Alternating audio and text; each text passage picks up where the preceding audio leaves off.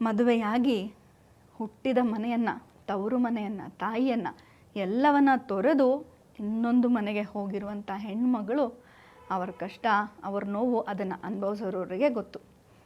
So ಭಾಗ್ಯದ ಬಳೆಗಾರ ಈ ಒಂದು ಜನಪದ ಹಾಡಲ್ಲಿ ಈ ಒಂದು ಸಂದರ್ಭ ಬರುತ್ತೆ. ಭಾಗ್ಯದ ಬಳೆಗಾರ, ನನಗಂತೂ ನನ್ನ ತವ್ರ ಮನೆಗೆ ಆಗಲ್ಲಪ್ಪ, ನೀನಾರು ನನ್ನ ತವ್ರ ಮನೆಗೆ ಹೋಗು. ಭಾಗ್ಯದ ಬಳೆಗಾರ ಹೋಗಿ ಬಾರಯ್ಯ ನನ್ನ ತವ್ರ ಮನೆಗೆ. ನಿನ್ನ ತವರು ನನಗೇನವ ಗೊತ್ತು, ಎಲ್ಲದೆ ಅಂತ ನನಗೇನು ಗೊತ್ತು, ನೀನೇ ದಾರಿ ತೋರಿಸ್ಬಾ. ನನಗೆ ಹೋಗೋಕ್ಕಾಗಂಗಿರ ನಾನು ಯಾಕಪ್ಪ ನಿನ್ನ ಹತ್ರ ಹೇಳ್ಕೊತಾ ಇದ್ದೆ, ನಾನೇ ಹೋಗಿ ಬಂದ್ಬಿಡ್ತಾ ಇದ್ದೆ. ಹಿಂಗೆ ದಾರಿ ಹೇಳ್ತೀನಿ ಹೋಗಪ್ಪ.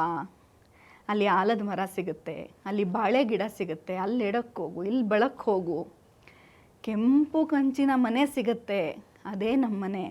ಕೋಗಿಲೆ ಕೂಗ್ತಿರ್ತಾವೆ, ನವಿಲು ಆಡ್ತಿರುತ್ತೆ, ಅಲ್ಲಿ ಮಧ್ಯದಲ್ಲಿ ಕೂತ್ಕೊಂಡು ಪಗಡೆ ಆಡ್ತಾಡ್ತಾಳೆ ಕಣಪ್ಪ, ಅವಳೇ ನನ್ನವ್ವ.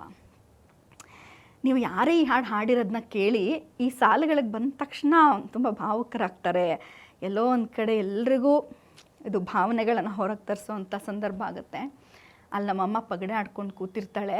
ಇನ್ನೊಂದು ತುಂಬ ಮುಖ್ಯವಾದ ವಿಷಯ, ನಮ್ಮಮ್ಮಂಗೆ ಕೆಂಪು ಬಳೆ ಅಂದರೆ ಇಷ್ಟ, ಹಚ್ಚ ಹಸುರಿನ ಗೀರಿರೋ ಬಳೆ ಅಂದರೆ ಇಷ್ಟ.